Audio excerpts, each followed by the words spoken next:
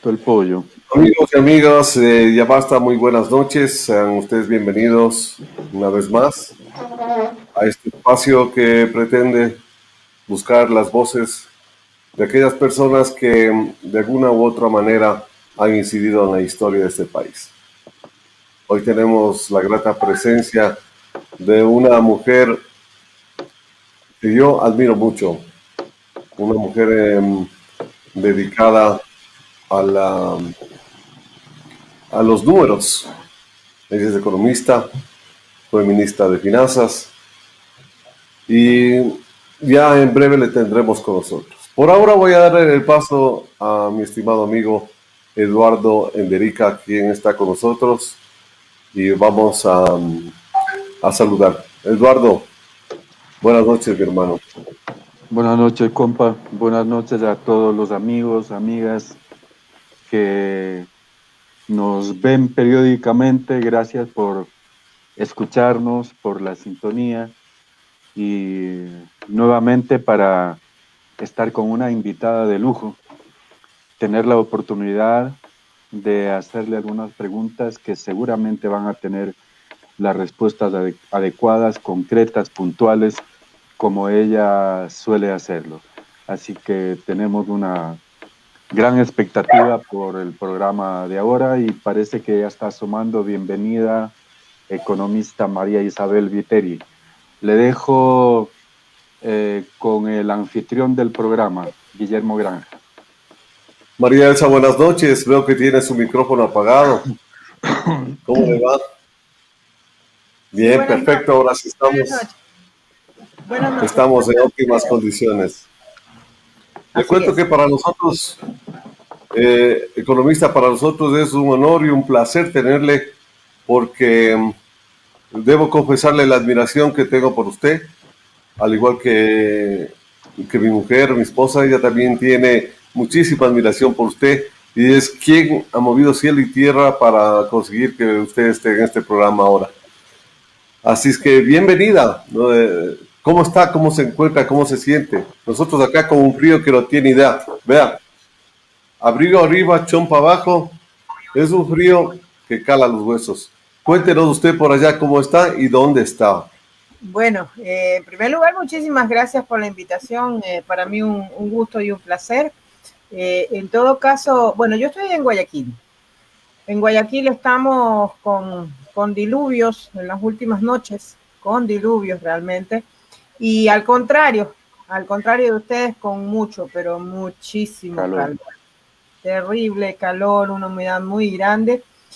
Pero yo creo que todos los ecuatorianos, pese a todas las vivencias que estamos sufriendo, pese a todo lo que hemos sufrido, yo creo que tenemos un ánimo bastante elevado para luchar en contra de todos estos males, ¿no? Y creo que eso se debe a que tenemos una expectativa muy grande por ese 11 de abril después de lo que ocurrió el 7 de febrero, ¿no? Así que dentro de todo, con gran ánimo, como siempre, positiva para dar la pelea y la lucha hasta el final y por siempre, ¿no? Yo espero que no haya ni pelea ni lucha y que todo llegue en santa paz para este 11 de abril, que podamos todos disfrutar de esa fiesta democrática con un triunfador que todos esperamos sea el binomio de la esperanza.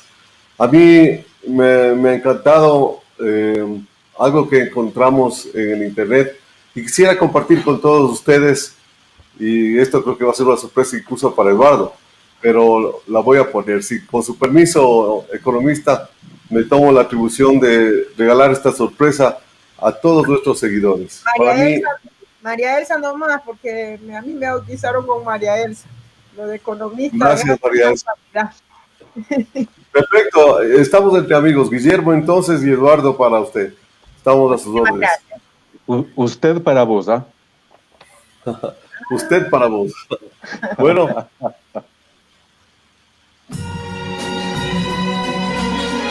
Wow. Tantas veces me mataron, tantas veces me morí, sin embargo estoy aquí resucitando.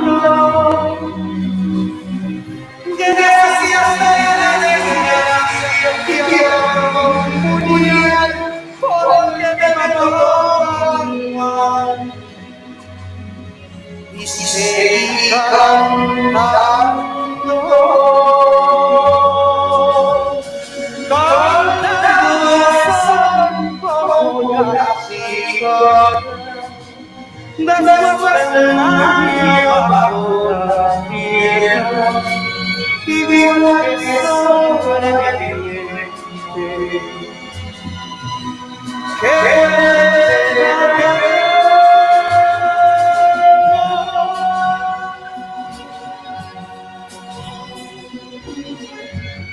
tantas veces me borraron, tantas desaparecí, a mi propia tierra fui sola y llorando. Hice un nudo del pañuelo, pero me olvidé después que no era la única vez. Y seguí cantando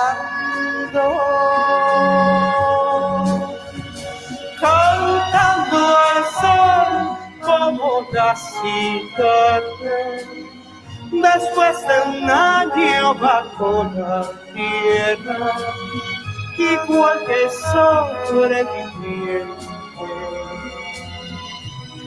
que vuelve de la guerra.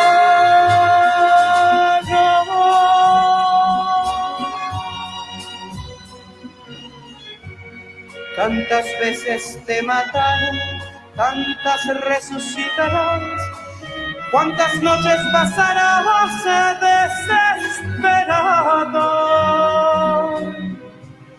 y a la hora del naufragio alguien te rescatará ya en la oscuridad para ir cantando al sol como la cigarra, después de un año bajo la tierra, igual que sobreviviente que vuelve de la guerra.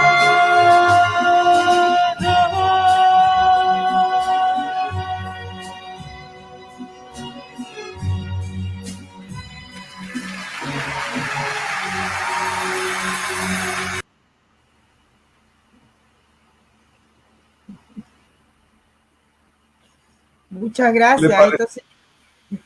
Esto sí que es una sorpresa, ¿no? Bueno, son momentos. Vean, le cuento que me hace la piel, si usted pudiera ver, la cámara no puedo mostrar, pero la piel se me hace chinita de escucharle. Qué increíble voz. Yo no sé en qué plano le admiro más, si en el plano político en el que se desempeñó o en este que para mí fue desconocido. Una sorpresa para todos. Ahí está Lucrecia Maldonado, nuestra compañera de presente. Hola, y le decía hola, que me sentí maravillado escuchando esa canción, esa interpretación, y me vi todo el concierto. A quienes están siguiéndonos y también se han sentido sorprendidos, porque ahí veo que algunos se admiran, ¿no?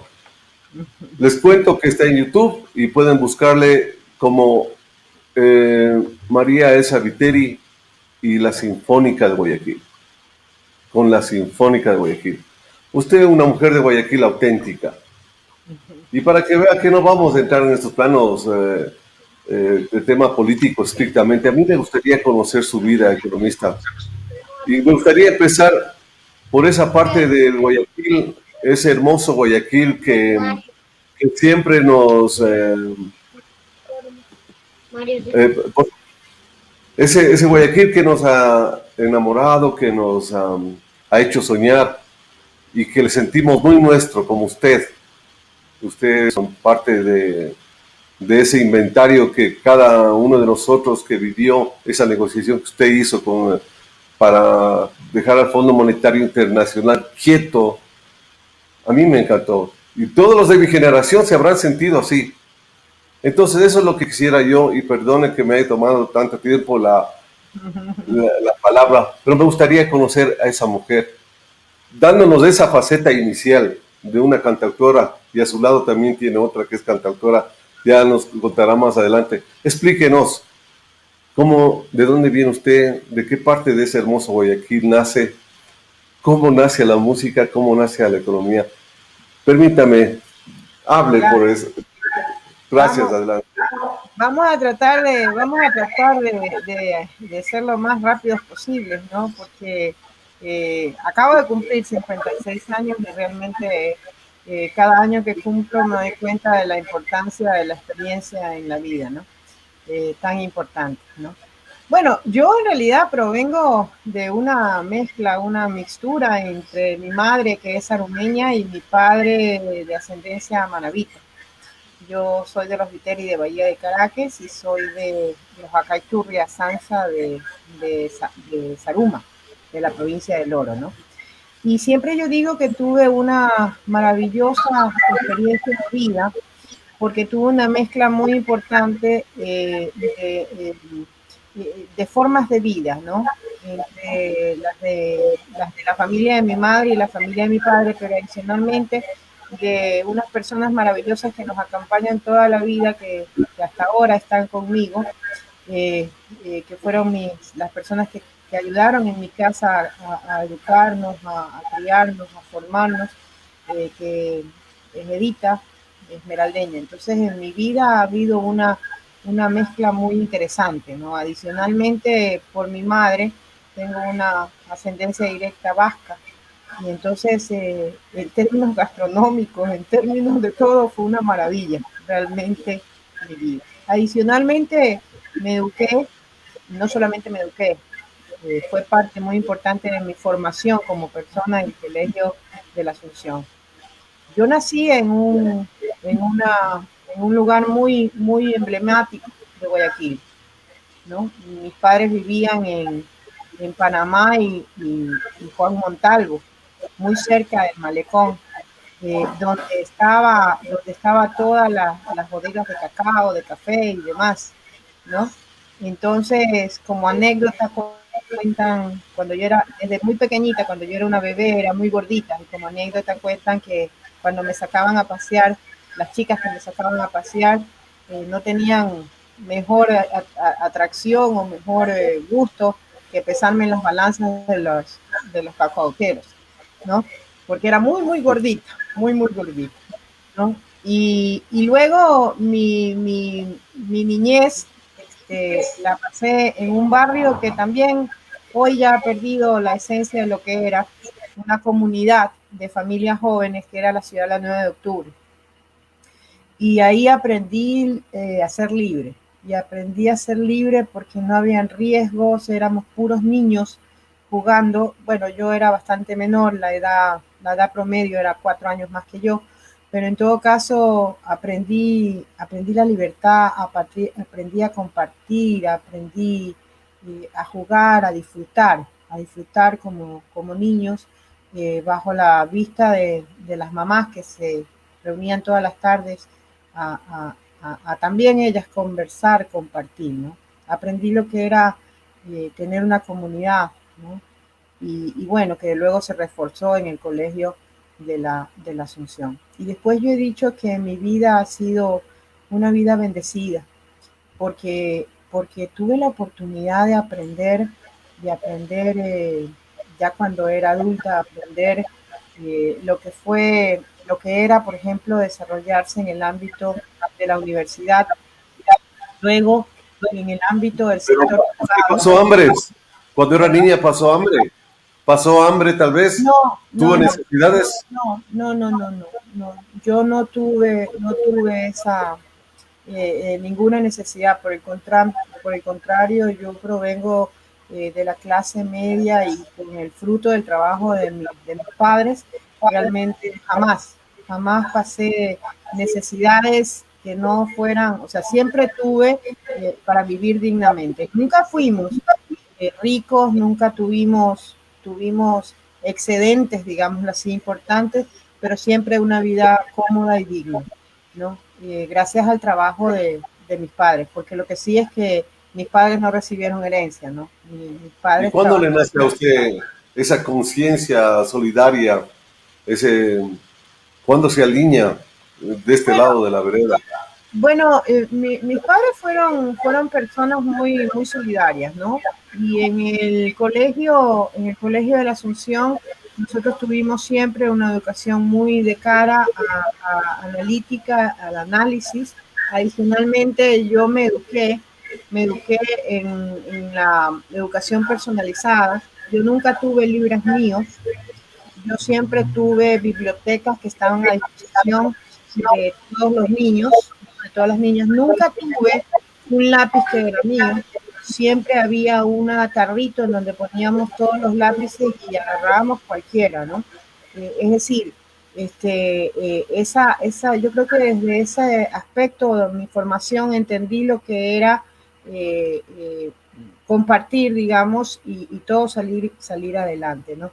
Entonces, de a poco fui analizando, fui creciendo y probablemente sí tuve algunas distinciones en lo que era la juventud normal, pero creo que me sirvió porque comencé a ver la vida de otra perspectiva, ¿no? Y ¿Y decía que cuándo se encuentra con el presidente Correa ahí en Guayaquil? ¿En Cuando dónde? salgo, cuando salgo a la Universidad Católica, ¿no? Cuando comienzo mis estudios en la Universidad Católica, que entre paréntesis fue un choque muy importante para mí porque yo estaba acostumbrada a otro tipo de educación y estaba acostumbrada a otra forma, ¿no?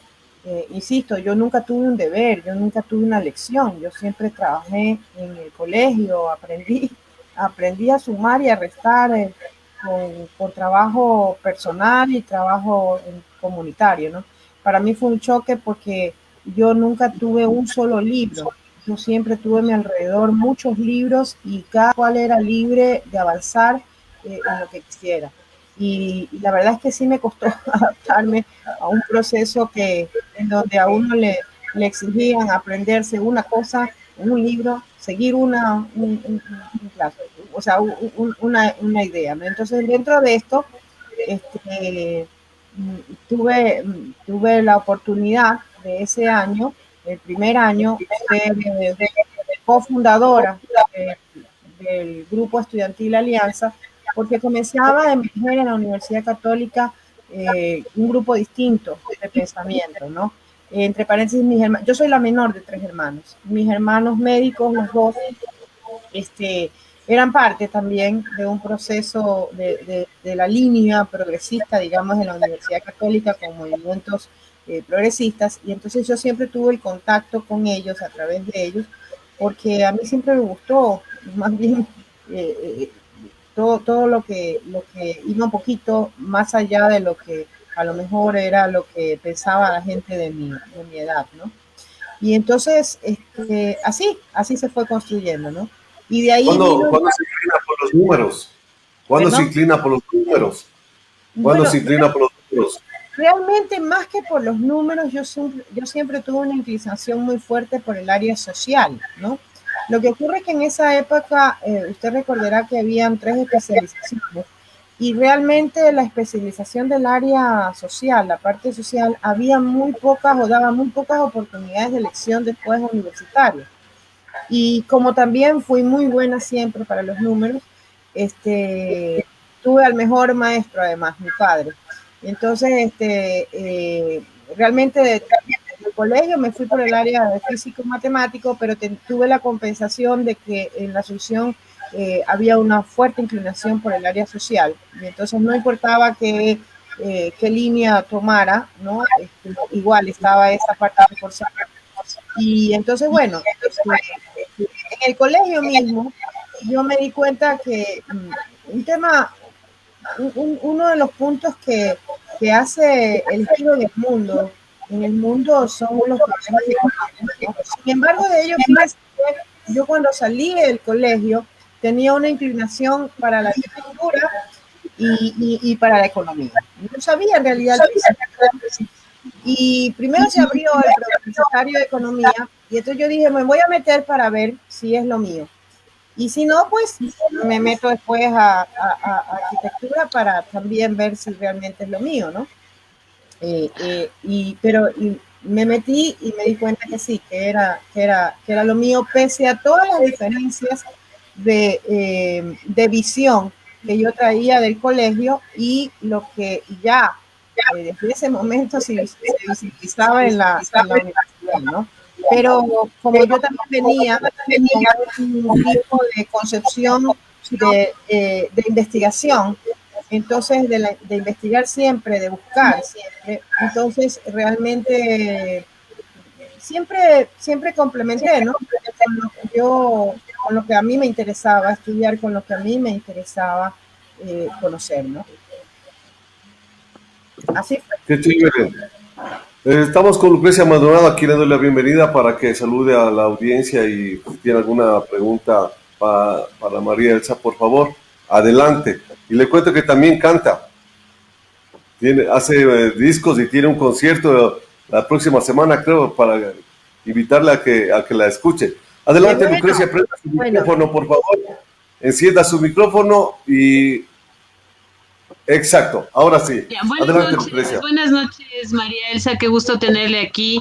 Y buenas noches, compañeros. Le doy la bienvenida. Igual saludo a las personas que nos están siguiendo por el programa, por el canal Ya Basta y por las páginas asociadas también.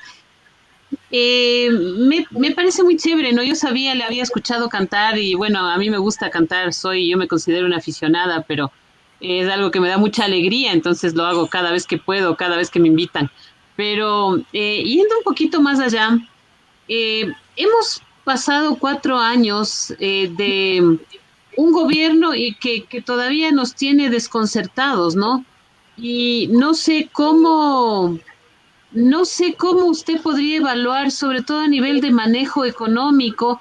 Yo sé que tal vez hacer una lista de lo que podríamos considerar errores sería inagotable, pero ¿qué sería lo que usted ha visto y qué impresiones le ha causado el manejo económico del gobierno del señor Moreno, que además comenzó con o llegó a donde llegó con los auspicios o los votos que hubieran correspondido a la Revolución Ciudadana, a la continuación de un proyecto, de un plan de la Revolución Ciudadana, ¿no? No sé, crear un Estado, según a mí me parecía un Estado de bienestar y no un Estado de privilegios, ni un Estado que favoreciera a ciertos grupos de poder. Entonces, no sé, así en general, ¿qué es lo que usted nos puede decir, María Elsa, sobre este manejo económico del gobierno de Lenín Moreno, ¿no?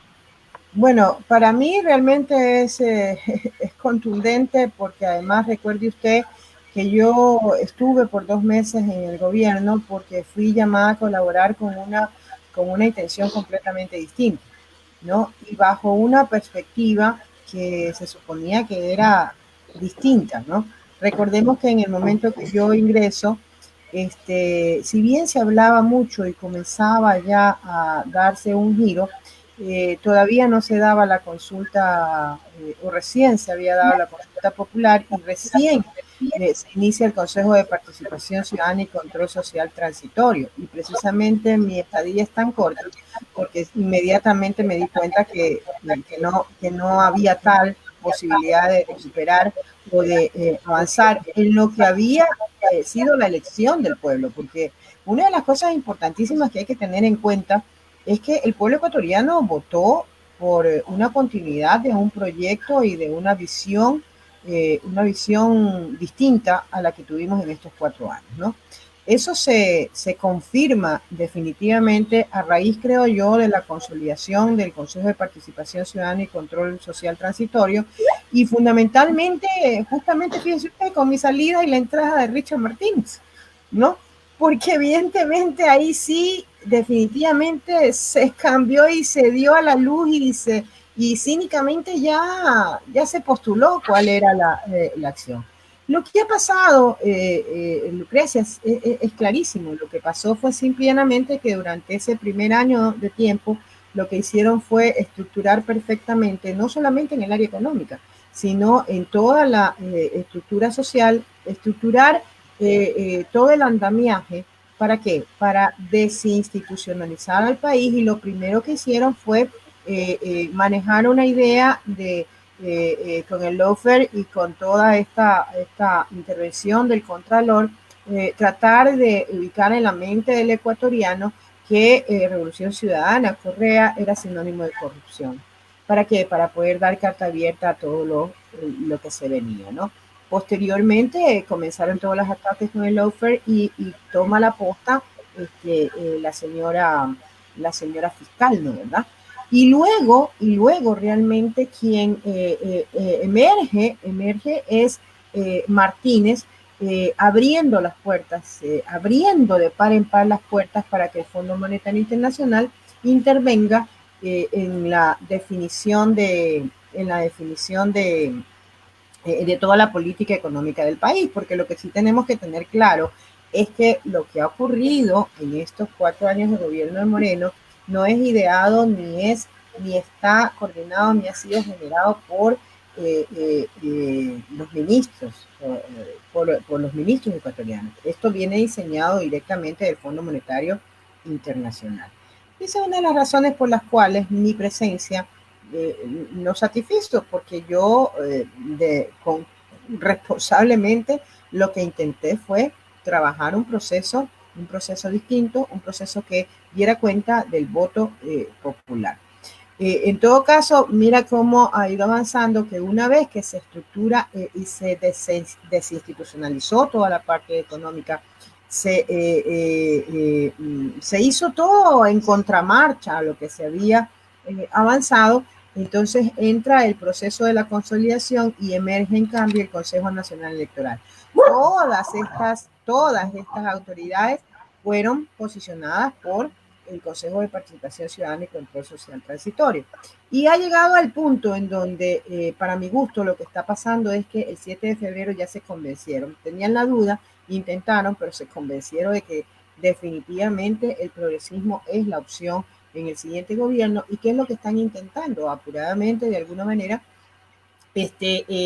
consolidar, o a pesar del voto popular, a pesar de la elección democrática del país, instaurarse no solamente por 4 años, sino por décadas. ¿Por qué? Porque si ellos logran no solamente lo de la ley privatizadora del Banco Central, sino que logran adicionalmente avanzar en todo el tema de privatización, señores, agárrense, porque vamos a estar condenados no por 4 años, sino por décadas, o no por 6 años, sino por décadas. Entonces, yo diría, y mira, hay un tema que es importantísimo de cara a lo que estamos viviendo con esta ley y con esta propuesta, a pesar de que ya vivimos el horror de la mal llamada ley humanitaria.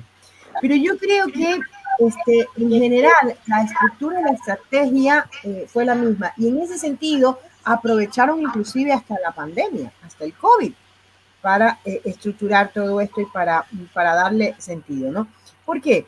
Porque creo que en todo este tiempo, y para implantar todas estas estrategias, si tú te das cuenta, utilizan la herramienta que es una herramienta de última instancia y una herramienta, digámoslo así, de un SOS en una economía que puede tener este tipo de necesidades, como son las leyes económicas urgentes.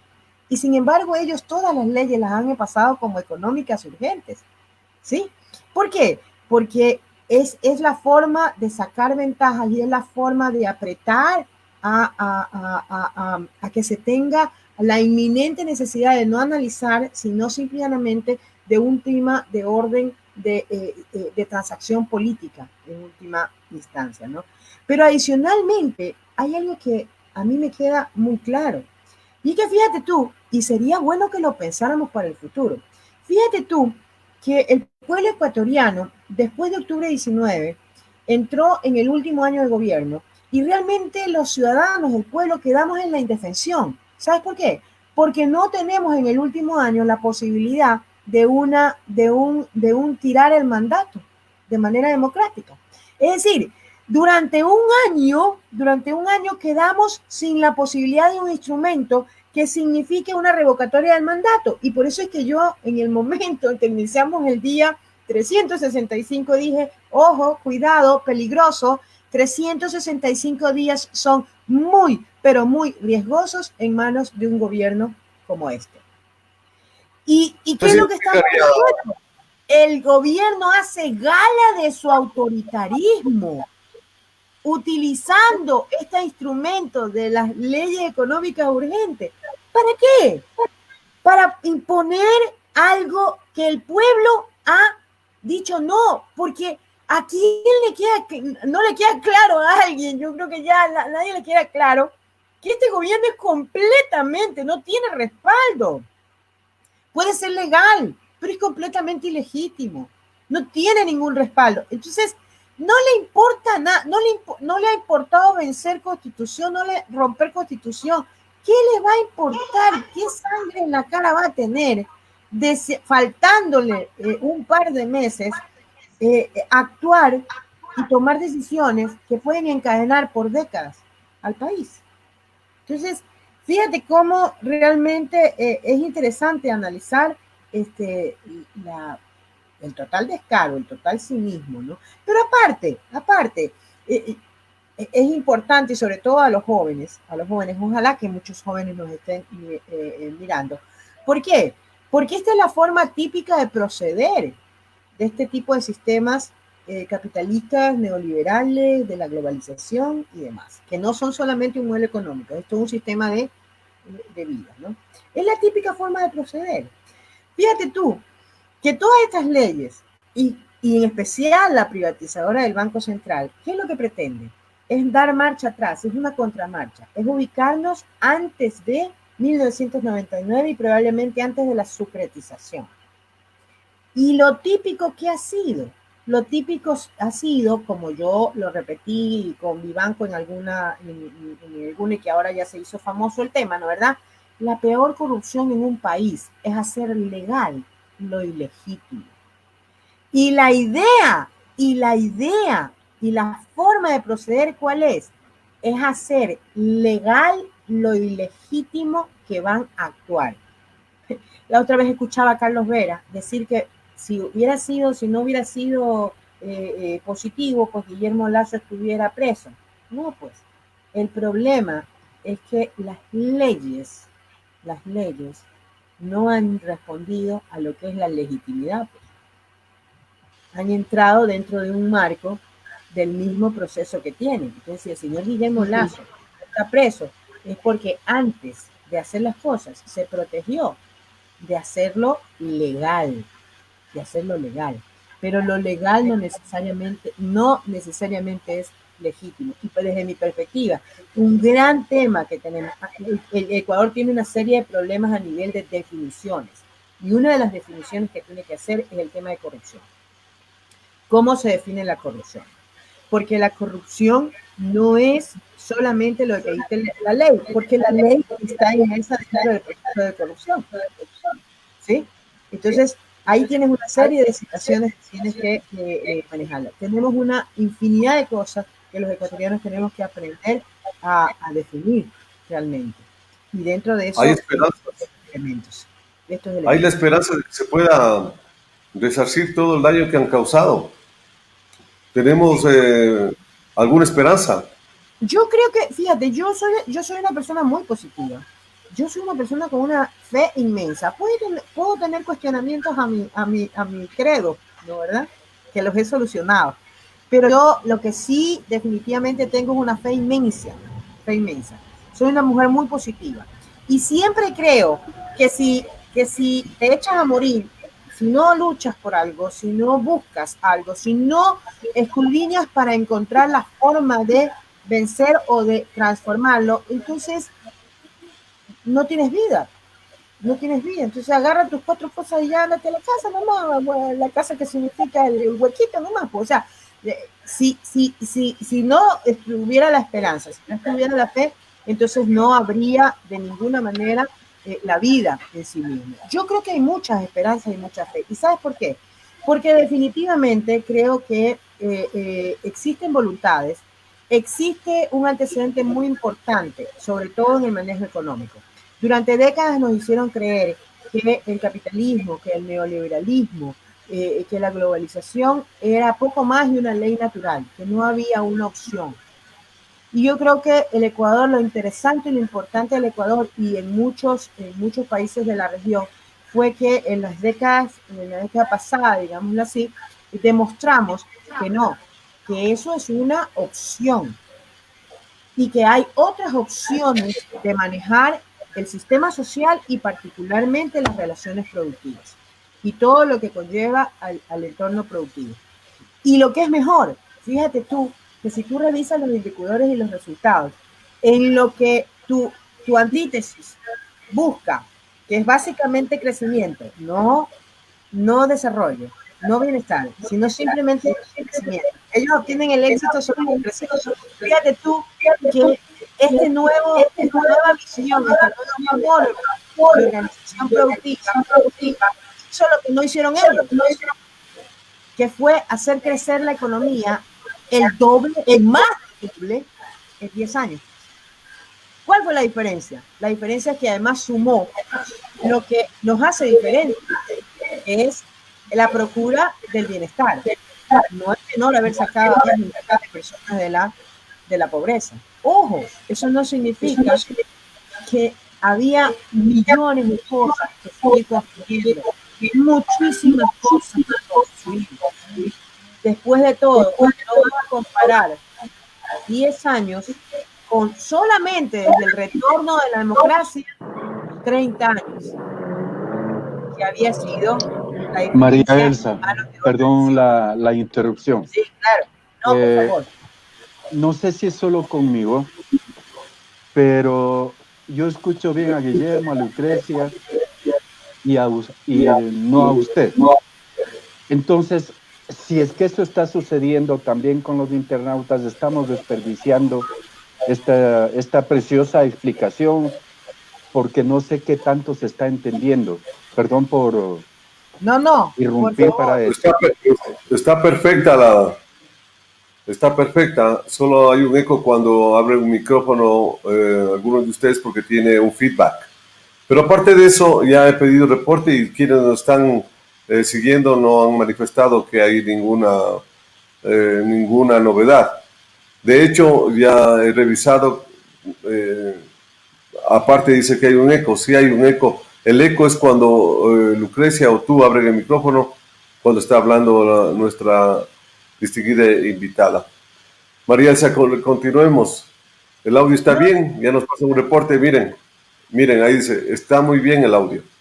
Entonces, yo considero que estamos bien y si hubiera algún impedimento, salvo el tuyo, los demás lo están escuchando bien. Hay un eco, pero este eco lo vamos a solucionar apagando los micrófonos cuando hable otra persona. Mil disculpas, María Elsa. Me interesa retomar el tema, porque ¿quién mejor que usted para explicarnos cómo llegó a ser un ejemplo para diferentes países en Europa y el asombro del mismo imperio de esa estrategia que usó para hacer la negociación con el Fondo Monetario Internacional, dejándonos a todos los ecuatorianos bien parados, con una imagen a nivel mundial excelente? ¿Cómo no recordar eso? Eso a mí me hace sentir orgulloso de haber dejado en sus manos.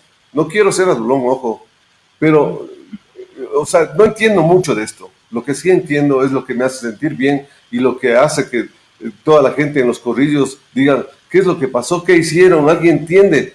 Pero lo que quiera que haya sido, lo vamos a ver esta noche y explíquenos cómo logró hacer ese trato magistral con el Fondo Monetario Internacional. Y mil disculpas por la interrupción. No. Cuando sea necesario, por favor. De eso se trata, de un diálogo, creo yo, enriquecedor, ¿no? En todo caso, a ver, fíjate que hace un par de semanas en que me pusieron este mismo video, porque le han atinado en poner la canción que para mí tiene un gran significado, porque a María Elsa Viteri la han matado, pero gracias doy a la desgracia y a la mano con un puñal porque la mataron muy mal, ¿no verdad? Y siguió cantando, ¿no verdad? Entonces, para mí esa canción tiene un significado muy grande en mi vida, ¿sí? Pero adicionalmente yo decía que más emoción, o sea, haber cantado con la Sinfónica es una cosa maravillosa, ¿no? Y creo que pocas personas tienen, sobre todo porque yo también soy una aficionada como Lucrecia, aunque no creo que Lucrecia sea una aficionada, pero en todo caso, yo sí soy aficionada aficionada a la música.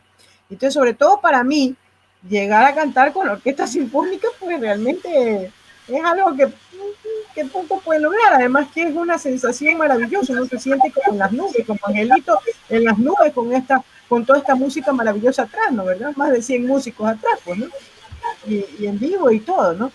Y sin embargo, a pesar de lo maravilloso que puede hacer, yo confesé hace un par de semanas atrás y dije que sí, que me emocionaba, me encantaba, pero lo que yo sentí el día en que di el informe a mi país de los resultados de, no la renegociación, yo insisto en que fue el desendeudamiento del país, ese día es un día incalculable, inigualable, incomparable.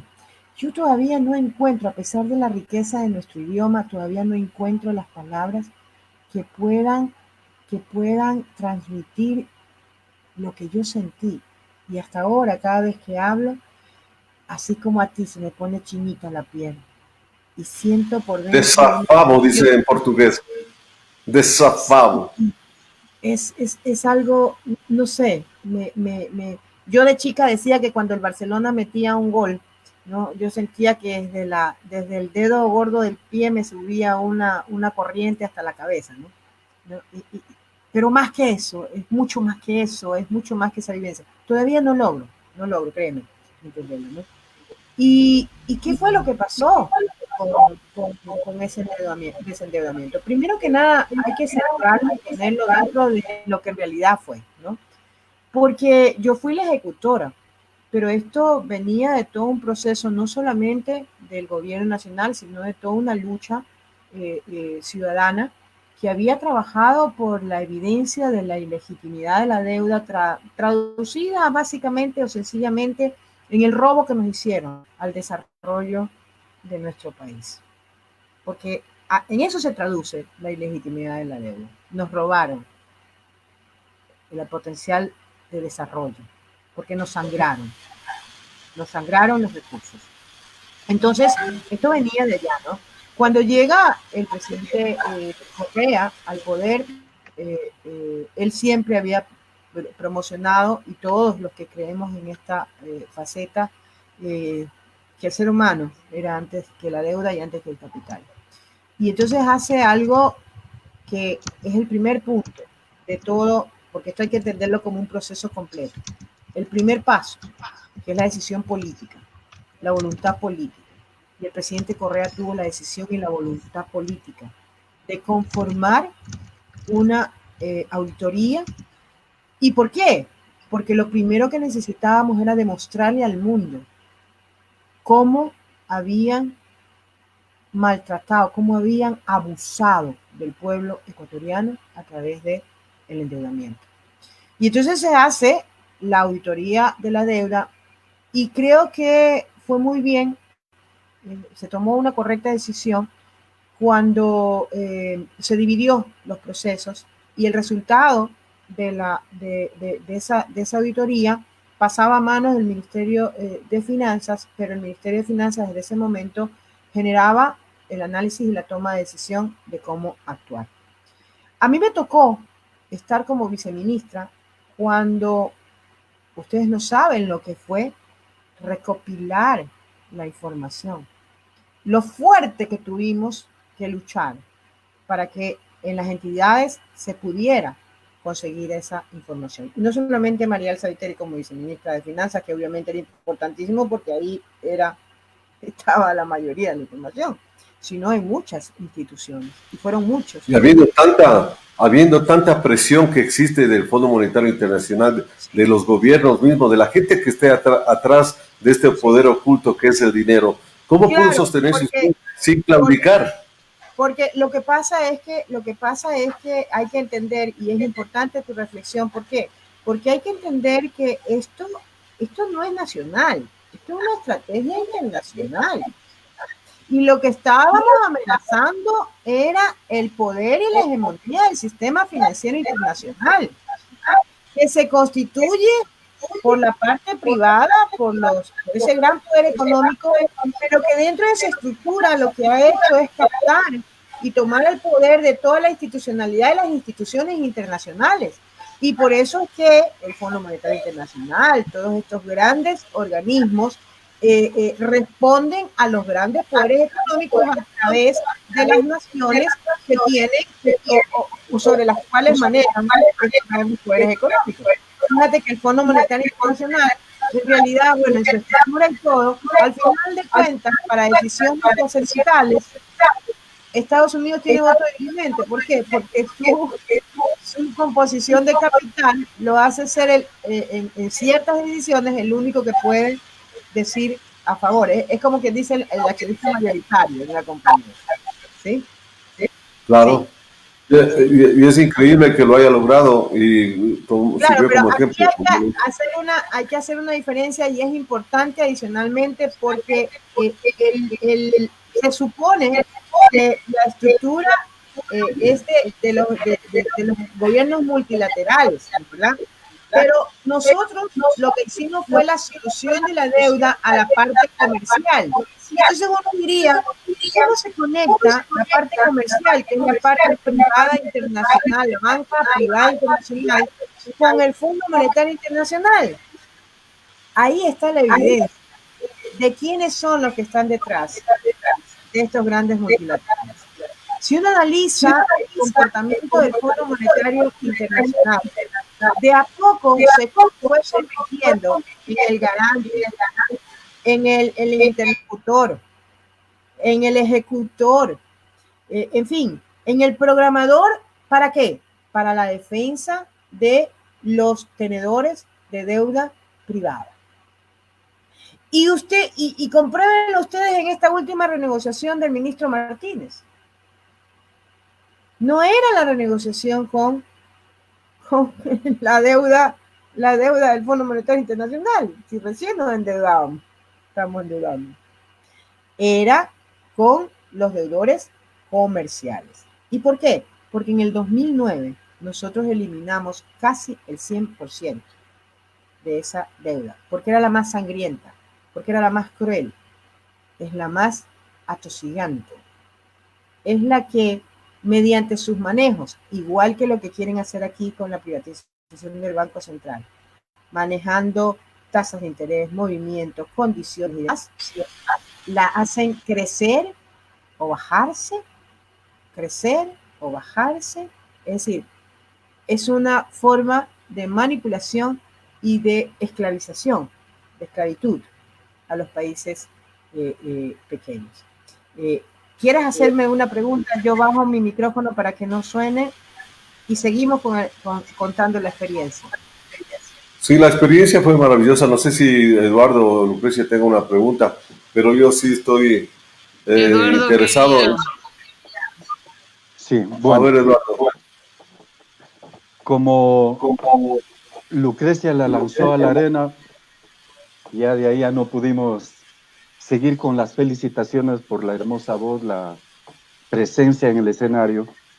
Y obvio, ¿no? Se entiende porque cuando una persona, un ser humano, está en una vinculación con el arte, o es más, es esencialmente arte, parte de eso, entonces se entiende la entrega, la pasión, y creo que de la misma manera ha actuado en la cosa pública, ¿no? En lo que tiene que ver con finanzas, de economía.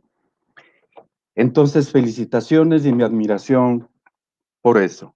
Ahora, es claro ya todo lo que ha sucedido desde el momento en que Lenin se sentó al lado de la silla presidencial porque no podía sentarse en la silla. Entonces, desde allí ya es ilegítimo.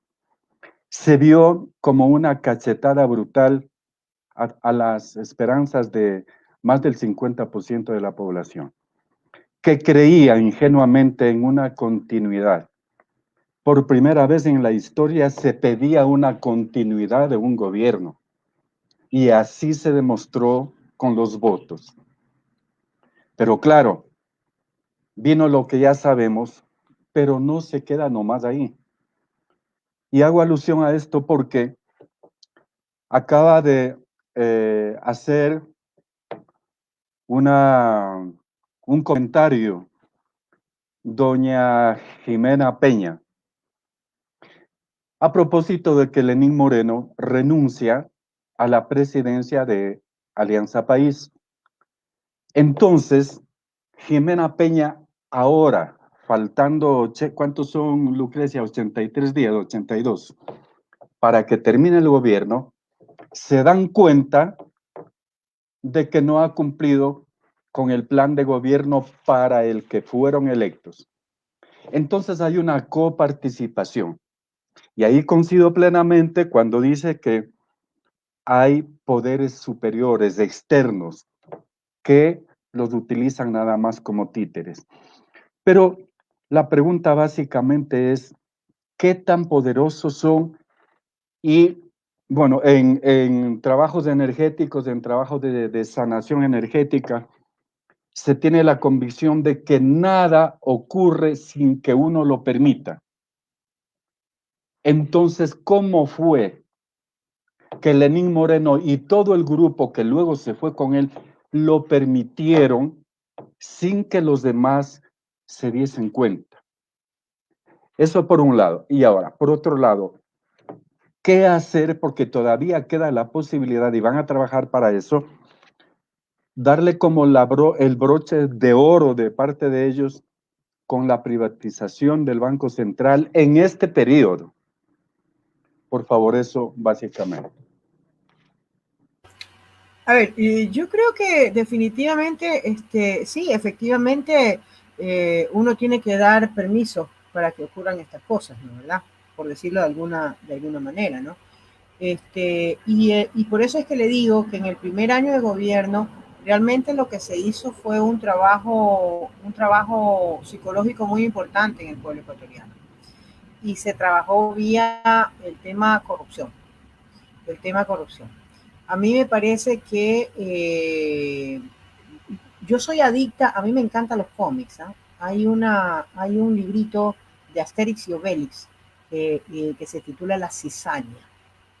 Yo lo recomiendo. Lo recomiendo porque realmente en ese capítulo de Asterix y Obelix, La Cizaña, uno ve cómo un individuo puede manipular a todo un pueblo. ¿A través de qué? A través de ese lleve y trae y darle en los puntos que la gente tiene temor o rechaza. Y el tema de la corrupción es un tema que todo el mundo detesta. Pero ¿qué es lo interesante que hay que ver aquí? Que el señor lo que hizo fue realmente asirse de un montón de mentiras.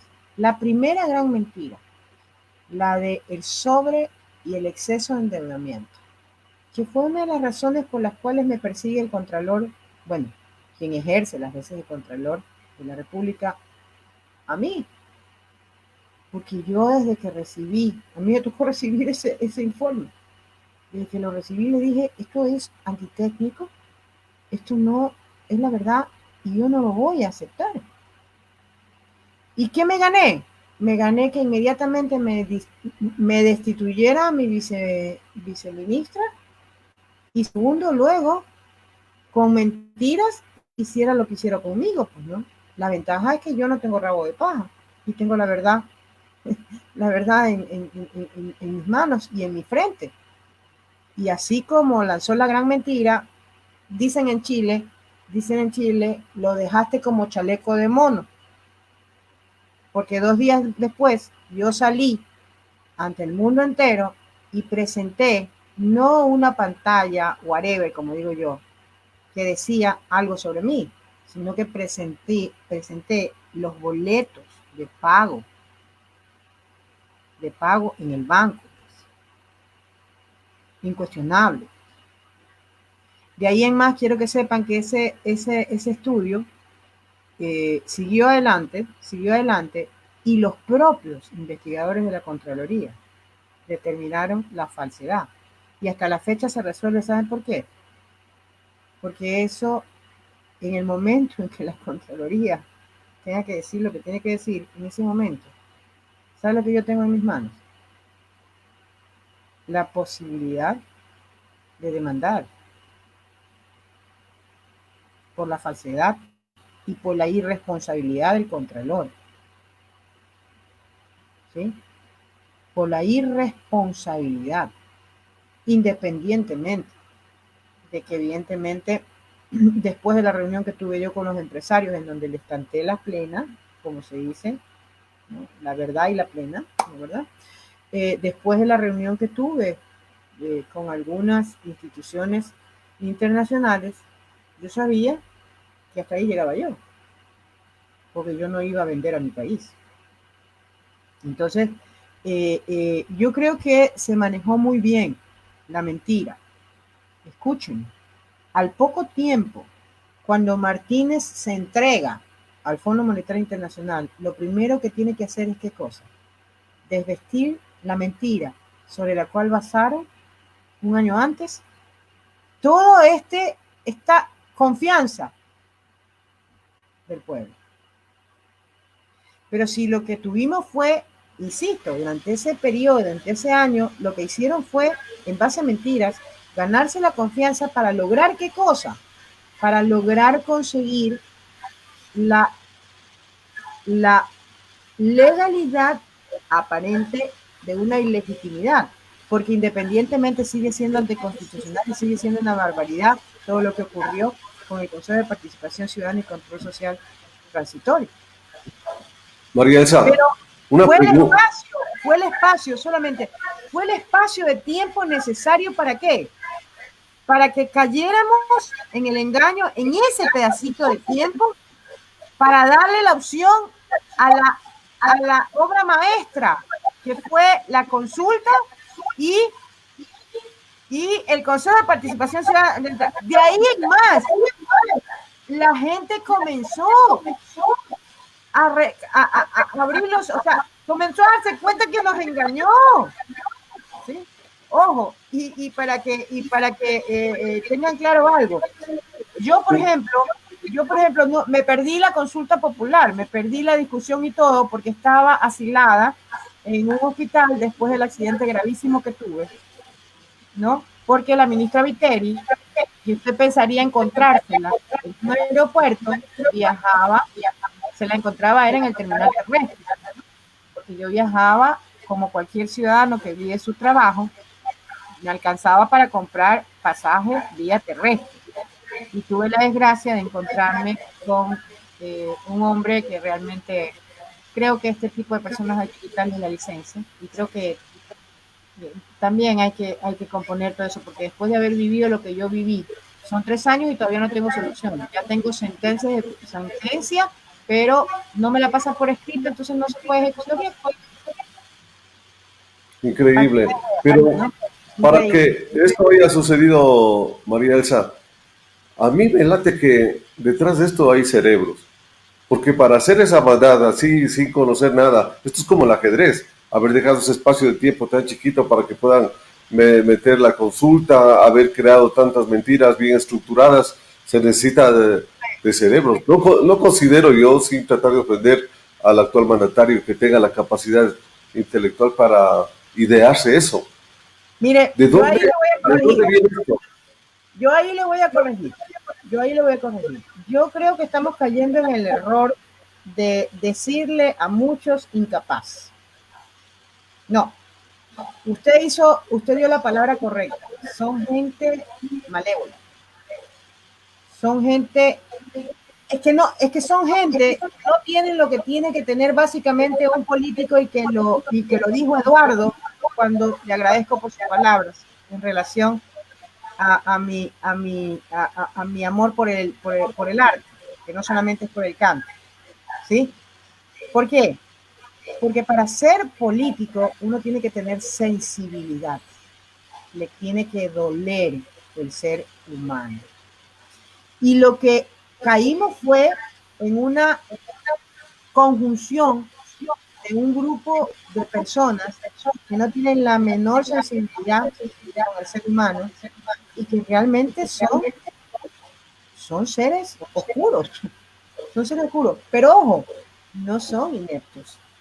Mire, yo siempre he dicho, y a propósito que estamos en el mes de la mujer en Lucrecia, ¿no verdad? Estamos en nuestro mes, ¿no?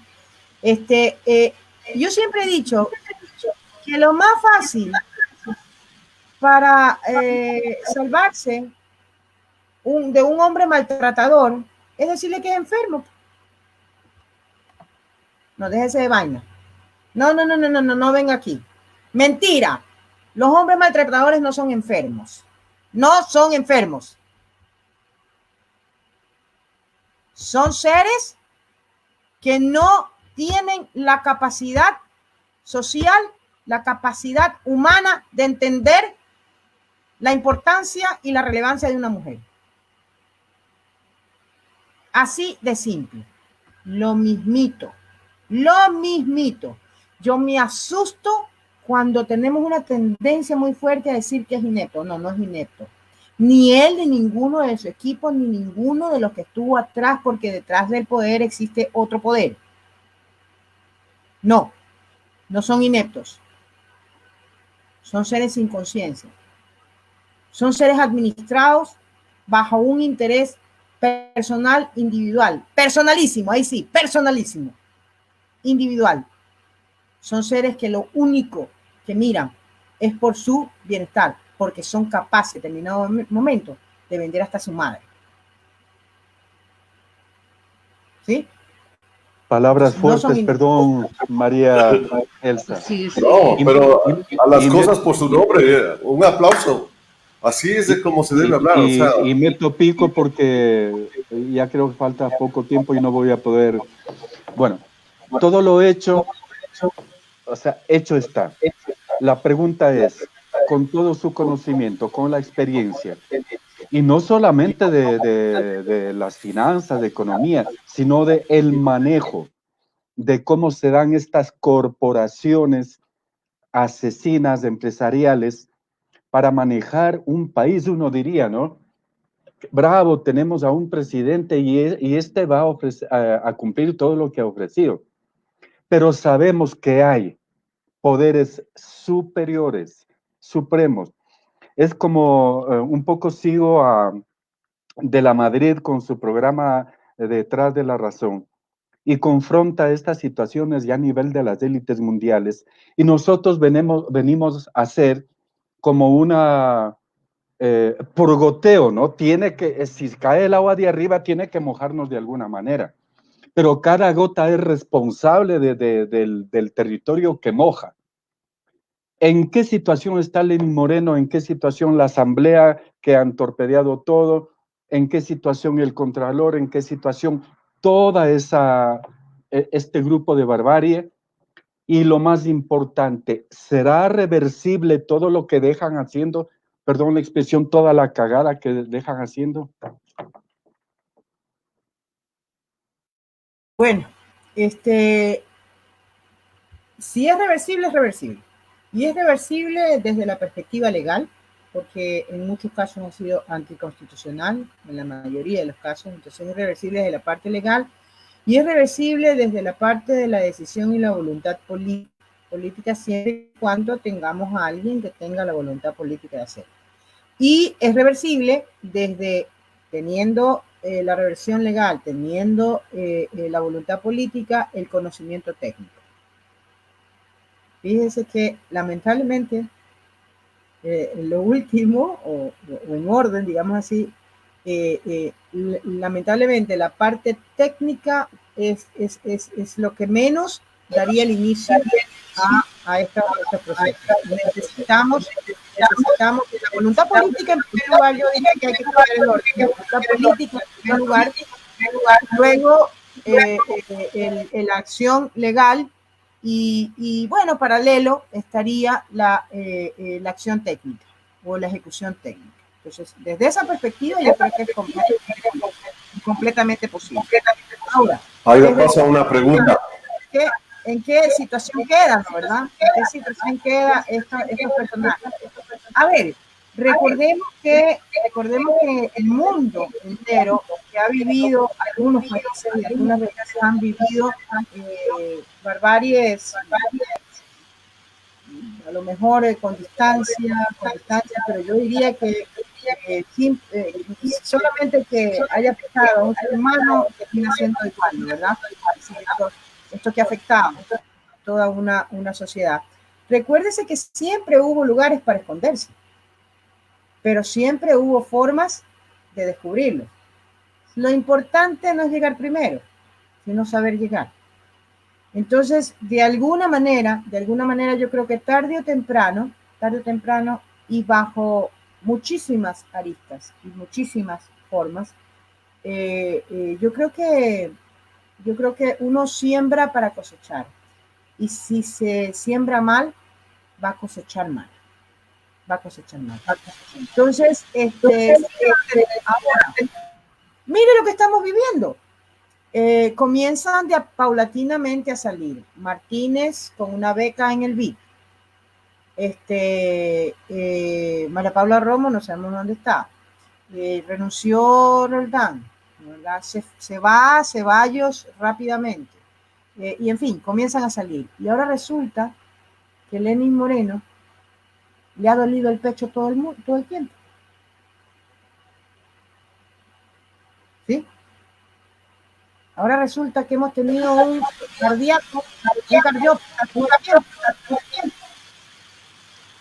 Entonces, en todo eso, María Elsa, perdón, pero hay una afectación. Hay una lucha de titanes y el afectado es el pueblo.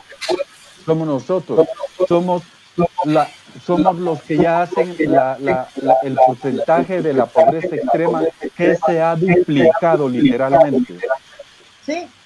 Por eso es que es importante recuperar una forma distinta de solución. No es que vamos a no recibir absolutamente nada de golpes, ¿no? Pero por lo menos vamos a tener una forma más digna y una forma más adecuada a lo que ya nos han hecho, ¿no?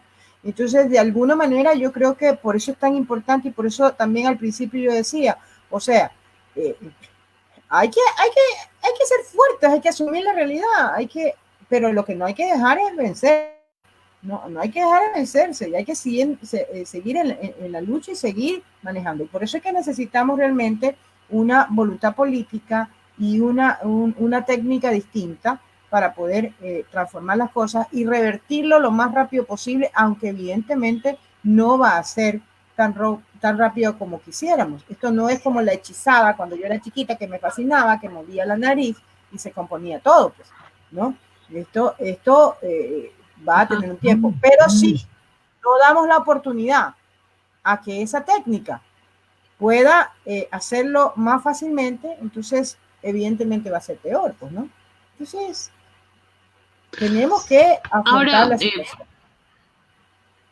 Sí, y perdone la interrupción también, pero ahora hay, lo que estamos viendo es que hay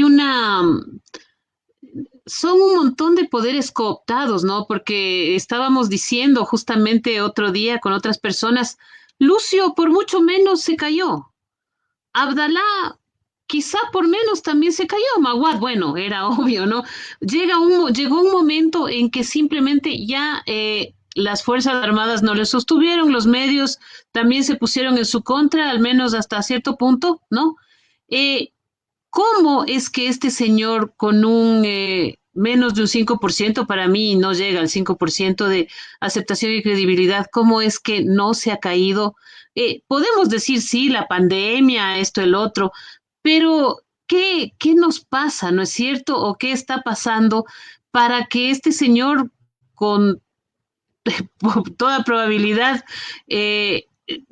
salga 1 o 2 días antes de terminar su mandato, dejando quizás al señor que le empuja la silla o a la señora Muñoz, a la que le hemos visto en 2 acciones totalmente suntuarias para que entregue la banda presidencial a quien le suceda, ¿no es cierto? Entonces, y a veces yo tengo como una impotencia respecto de esto, ¿no es cierto? Es decir, ¿qué nos pasa? O simplemente siempre ha pasado lo mismo, solo que ahora todos los poderes que antes había un rato que aflojaban, ¿no? A mí me llama la atención, por ejemplo, esta desbandada, porque yo digo, bueno, tal vez nos augura algo no tan malo como lo que tememos, ¿no?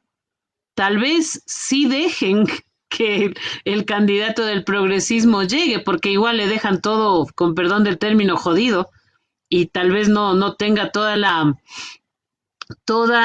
buena fortuna y sin dudar de su capacidad, pero tal vez no tenga toda la buena fortuna que tuvo Correa, todos los factores a su favor cuando llegó al poder. Entonces, más o menos hacia allá va mi pregunta, ¿no? ¿Cómo es que se sostuvo este señor tanto tiempo? ¿Cómo es que ahí está? Y bueno, yo también creo, alguien lo dijo en los comentarios, hay una sociopatía en el gobierno, ¿no? Hay una, llamándolo por su nombre, sociopatía y psicopatía, no hay empatía, no hay límite, no hay conciencia. ¿Cómo es que estamos sometidos a ese tipo de seres oscuros, maquiavélicos, perversos?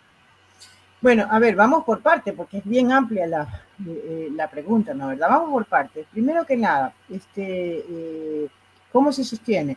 Yo le comento, cuando yo era estudiante, ¿no?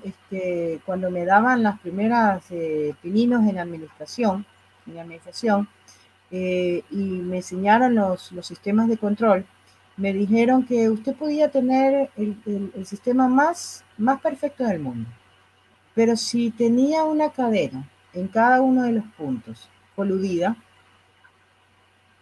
se fregaba el sistema de control. Y se lo voy a poner de esta manera. La papeleta presidencial tenía 16 candidatos, pero en realidad tenían 15 contra 1. Si en el sistema todos estaban de acuerdo, coludidos, aunados,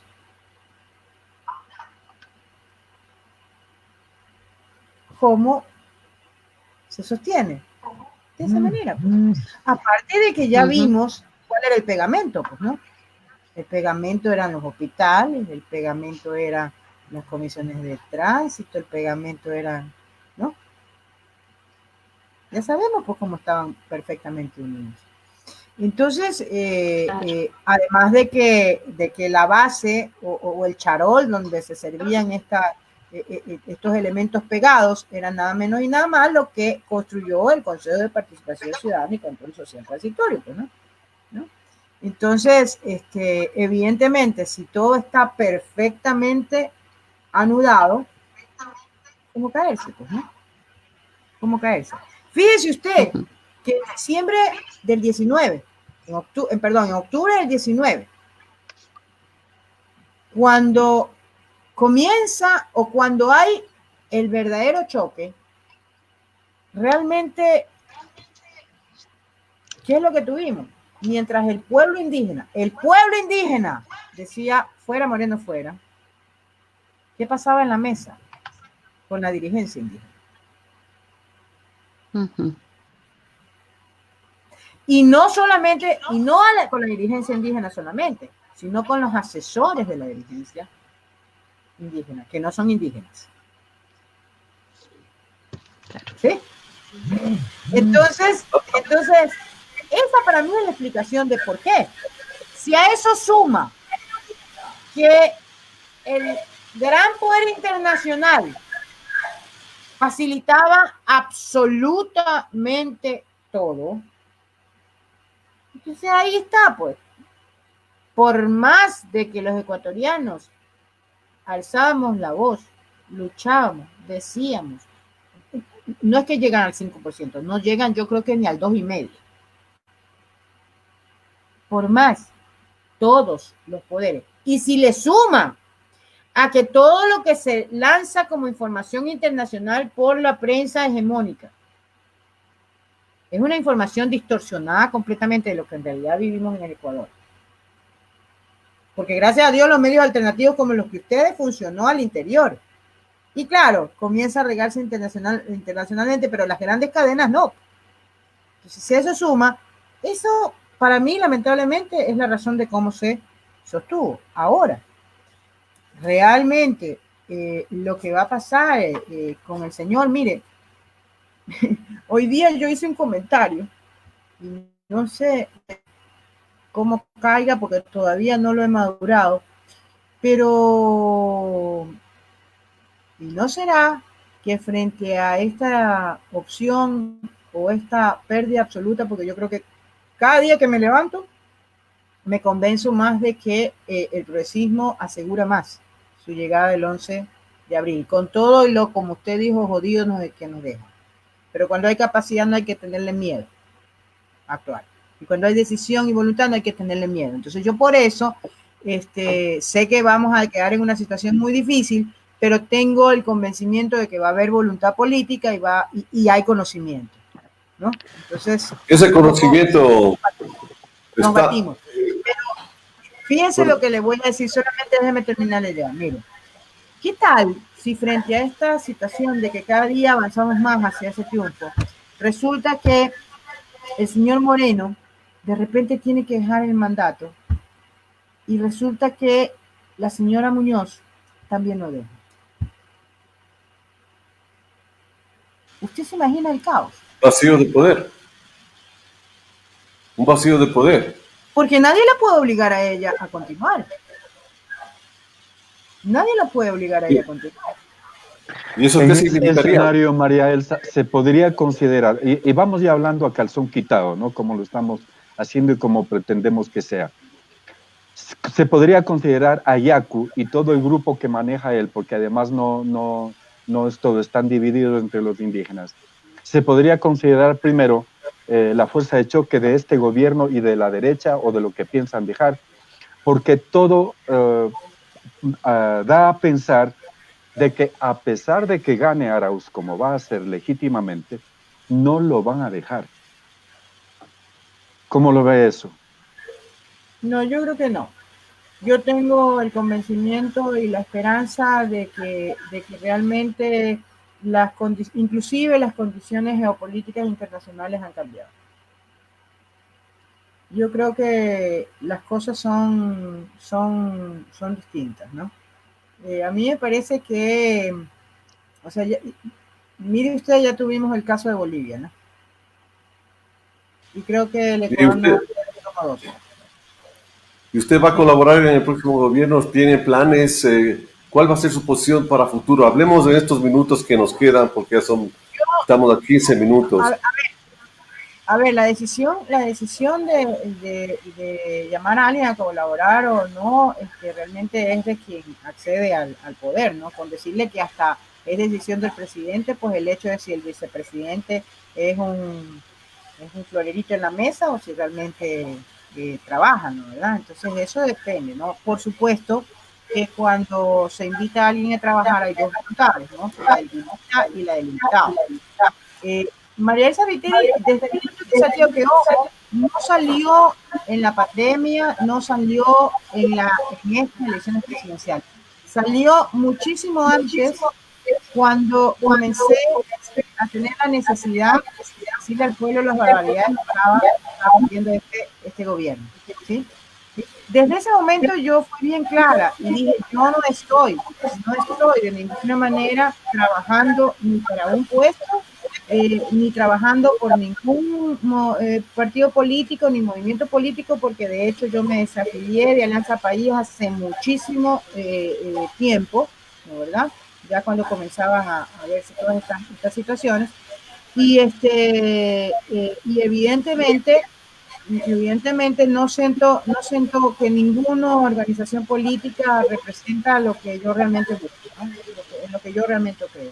Pero eso no me quita la opción de, como ciudadana, alzar la voz y bueno, pues ejercer mi derecho a la voz, ¿no? ¿Verdad? Entonces, mi posición ha sido siempre estar al lado del pueblo ecuatoriano y apoyar los proyectos políticos que yo considero son los más convenientes o los que le conviene al país. ¿Y qué relación mantiene con el presidente Correa? Yo le voy a ser muy sincera y le voy a hablar al calzón quitado, porque a mí yo no le temo a lo que pienso, siempre he sido franca y sincera. Yo tomé una opción y la opción fue apoyar a Andrés Arauz para la presidencia de la República, porque considero que es la mejor opción que tenemos en este momento para enfrentar la situación del país y más allá de enfrentar a la situación del país, enrumbar nuevamente el camino del progresismo. Pero ¿Verdad? independientemente de eso, independientemente de aquello, yo definitivamente tendré que tomar una decisión una vez que el presidente Arauz entre al gobierno y vea cuáles son las primeras acciones o qué es lo que va a hacer. Y mañana no tengo, yo soy libre de defender a mi pueblo. De lo que yo considero hay que defenderlo. La relación que tengo con el presidente Correa es una muy buena relación. Nunca nos hemos hablado todo el día. Yo jamás he sido de las que tengo que estar en la oreja ahí. No me gusta.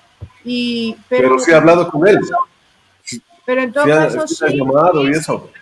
Y lo vi personalmente. Estuvimos personalmente, bueno, no recientemente, pero sí hace un año. ¿No? Estuvimos compartiendo personalmente. Pero como le digo, yo no soy, y lo bueno es que en todo caso,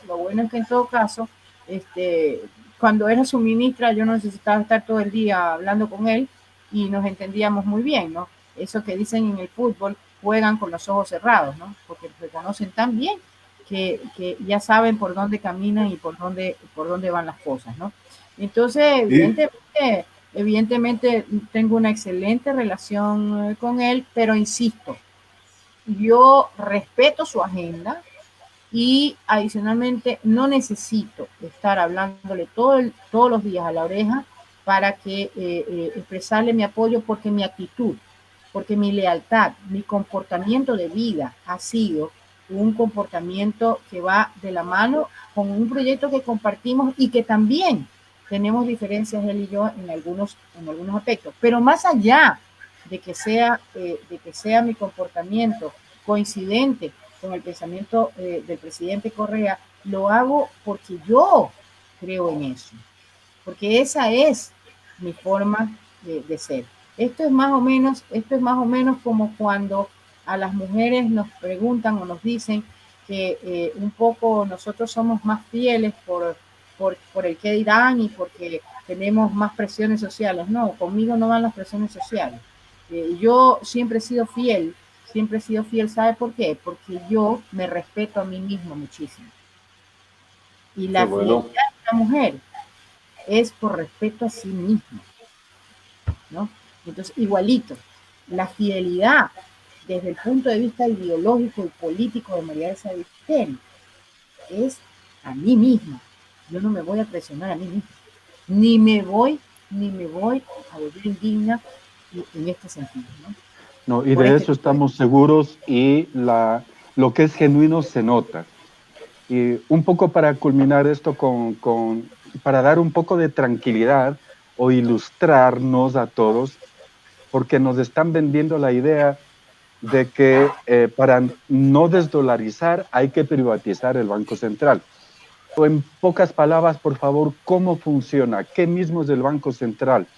¿Cuánto de los fondos de los cuentacorrientistas están allí, para qué sirven y cuánto corresponde en este caso a las bancas o a la empresa privada? Por favor. A ver, el tema es el siguiente. Cuando pierde el principal elemento de política monetaria, como es la emisión monetaria, en el caso de nosotros estamos dolarizados y perdimos eso, el Banco Central pierde probablemente una herramienta fundamental, que es el de ser el instituto emisor, pero no pierde otras posibilidades. Entonces, en dolarización, normalmente el Banco Central básicamente tiene dos elementos o dos funciones muy importantes, que son la regulación de tasas de interés y la gestión o el manejo de la reserva internacional, o por lo menos dentro de eso, digamos, son las opciones que tiene para estructurar. ¿Y por qué? Porque usted tiene, y esto tiene que ver con las dos visiones y las dos concepciones, ¿no? En el caso del Ecuador, la Constitución del 2008 lo que hizo fue generar una coordinación perfecta para que sea el Ejecutivo el que diseñe, programe y ejecute lo que es la política económica integral. ¿Y por qué? Porque hasta antes de la Constitución, e inclusive hasta el 2009, cuando recién comienza a hacerse los cambios producto de la Constitución, lo que había era un divorcio entre quién administraba o quién dirigía la política monetaria del resto de políticas y fundamentalmente la fiscal. Entonces, cuando viene el cambio en octubre del 2009 de la constitución del Banco Central, del directorio del Banco Central, lo que hacemos es sacar a los componentes privados y volverlo todo público. ¿Pero por qué? Porque era acorde con lo que habíamos decidido nosotros en la Constitución de que sea el Ejecutivo el encargado de la política económica. ¿Sí? Entonces, posteriormente hubo cambios y entonces se crea la Junta de Política Monetaria, Regulación Monetaria, y la verdad se hace a un lado el directorio del Banco Central y también hay cambios fundamentales. ¿Por qué? Porque cuando decimos administrar la Reserva Monetaria, tradicionalmente la Reserva Monetaria siempre se ha invertido afuera. ¿Y qué es la Reserva Monetaria? La Reserva Monetaria básicamente se compone de los depósitos públicos, de los depósitos de privados, no del, o sea, del sector financiero, que significa los empresas de nosotros, los ciudadanos que depositamos en los bancos. Es nuestro, no es de los bancos, es de los depositantes, ¿no? El sector público, y ahí también, fíjense, porque los gobiernos autónomos descentralizados, en realidad, el 98% dependen de las asignaciones del central, ¿eh? O sea, son productos originales, pero bueno, ¿no? Tienes oro que evidentemente las cotizaciones suben y bajan y evidentemente dependiendo de el precio del oro, pues puedes tener mayores o menores reservas y tienes los derechos especiales de giro, que son los activos que se emiten en el Fondo Monetario Internacional, que precisamente es lo que se peleó desde el principio del COVID. ¿Para qué? Para que no sean créditos lo que se otorguen a los países, sino que se emitan derechos especiales de giro, porque estos no son créditos, son activos que se pueden negociar, ¿sí? Básicamente ese es el entorno. Ahora, responsabilidad es el 20% que tienen que siempre mantener en el país. Pero adicionalmente se hizo un cambio fundamental, ¿sí? Se hizo un cambio fundamental, o sea, se hicieron dos cambios fundamentales. Primero, que no solamente sea posible la inversión en el extranjero, sino que se pueda invertir internamente, ¿sí? Entonces ahí es que surgen los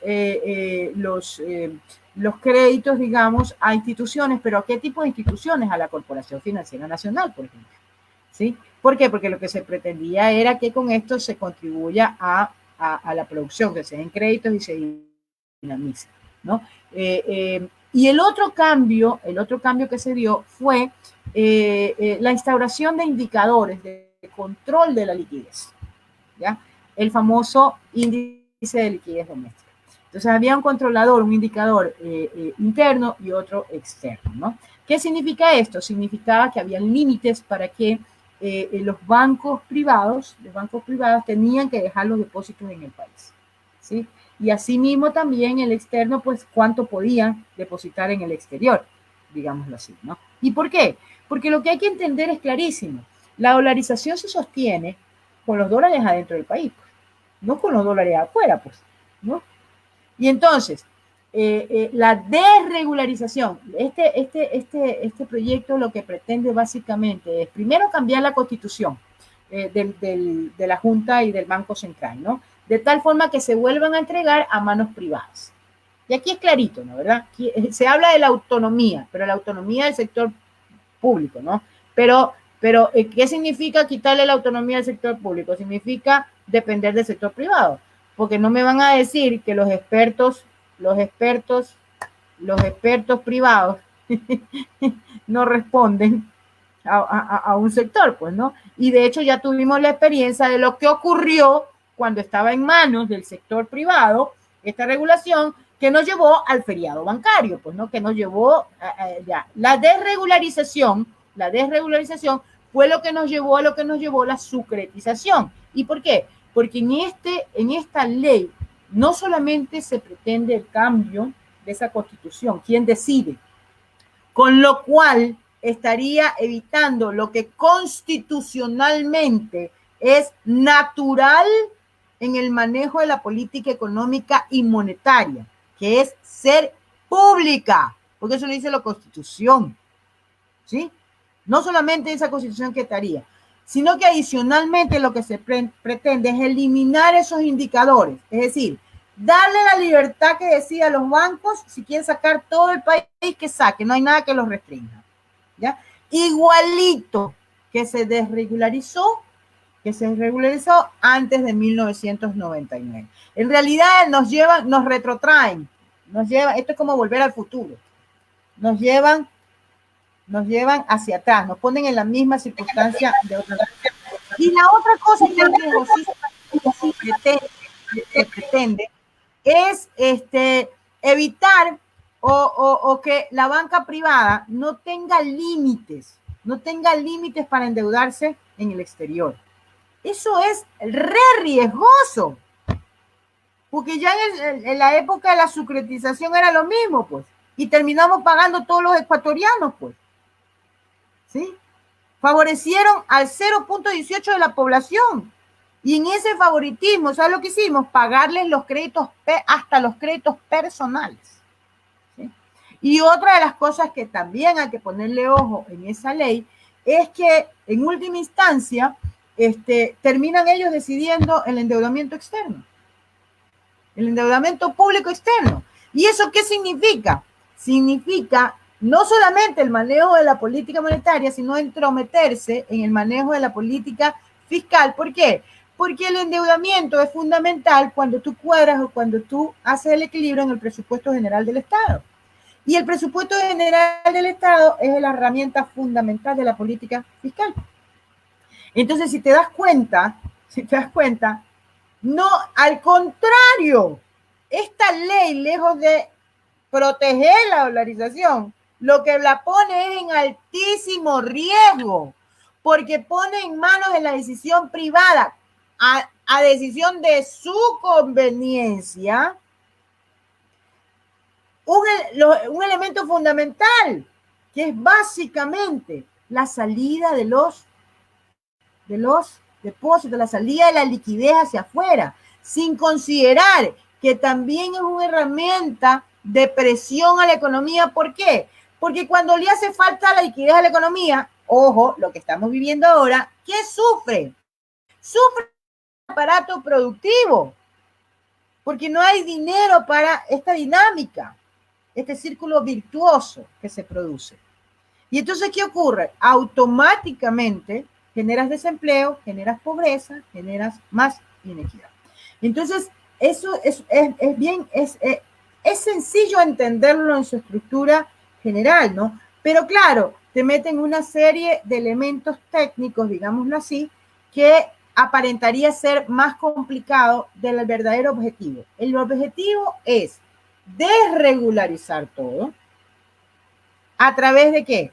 A través de que sean los famosos técnicos privados los que decidan todos, y en todo caso les importa un severendo cacahuate si mañana el pueblo ecuatoriano tiene que volver a pagar como pagó ya en la securitización y como pagó ya en el feriado bancario, no solamente con un costo desde la perspectiva financiera, sino con un costo humano altísimo. Por ejemplo, la migración fue la destrucción de la unidad familiar, elemento fundamental de la sociedad y del sostenimiento del bienestar humano, ¿sí? De esa tranquilidad. Claro. Ahora, sobre la base de la experiencia, sobre la base de estos puntos técnicos, la Asamblea está a punto de quedar sin el presidente que termine en 80 días, como que cada vez quieren estar más lejos de Lenín Moreno por asuntos políticos, obviamente. Ahora, por segunda vez se ha rechazado de parte de la Asamblea la intentona de que se apruebe justamente por tercera vez, porque recuerda que ya hubo un intento en noviembre del 2019 en esa trole grandote, ahí también estaba él. Ya, pero a ver, de estas últimas, con Pozo, ya, la segunda. La primera la rechazan por cuestiones de forma, pero en la segunda ya hay un texto en el que dice por inconstitucional. Ahora, ellos han ofrecido o han amenazado que van a volver a meter la solicitud. La pregunta es, en cuestión de términos de tiempo y en cuestiones legales o técnicas, ¿es posible que en los tiempos les sean suficientes como para volverla a meter, la prueben o no? No creo. En términos de tiempo, sí, porque recuerda que lo utilizan, es lo que yo decía, mal utilizan lo que es una ley económica urgente, ¿sí? Y entonces eso se tiene que resolver en 30 días. Entonces, ¿cuántos les quedan? 80. O sea, esto es más o menos como cuando yo de chiquita le preguntaba a mi papá, faltaban 5 minutos de que se acabe el partido de fútbol y le decía yo, ¿cuántos goles pueden meter, papi? ¿No? Y mi papá me decía, si se ponen las pilas, pueden meter 1 por minuto, ¿no? Entonces, es más o menos así, ¿no? Entonces, lo mismo, hasta que tengan 30 días de posibilidad, puede existir. Por lo tanto, si hay más de 30 días en que permanece la asamblea, por cuestiones de tiempo, no hay problema. Ahora, ¿cuál es el tema aquí? Yo creo que hoy en la mañana me parece que estuve viendo a Donoso en un canal hegemónico, en el de Coavisa, y es terrible es terrible la posición de ellos, y me queda claro que van a intentar volver a meter, ¿no? Pero que básicamente lo que están es, desde mi perspectiva, lo que están es un plano de negociación.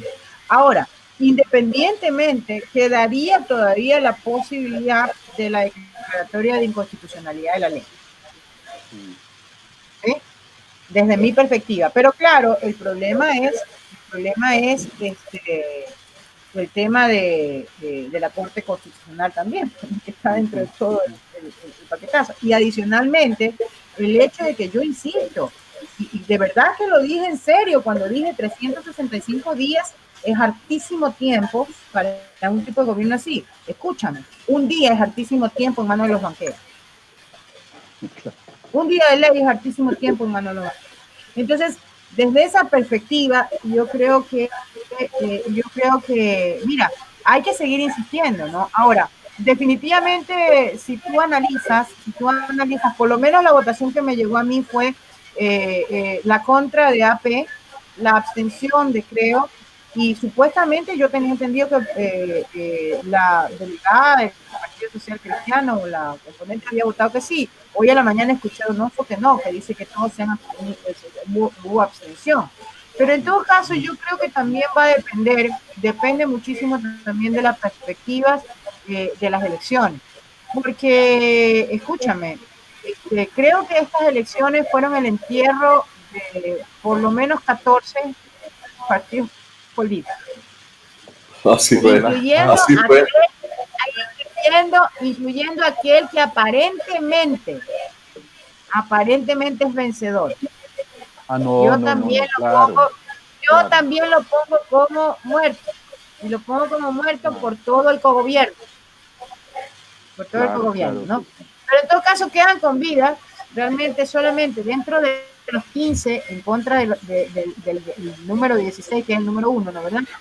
Entonces, dentro de eso queda, creo, y mañana a mí me parece que también hay que analizarlo desde esta perspectiva. ¿Quién va a tener que dar la cara de lo que podría ser una verdadera goleada? Por supuesto, claro. Y ahí está el hecho. Amigos, ¿no? Entonces, qué interesante.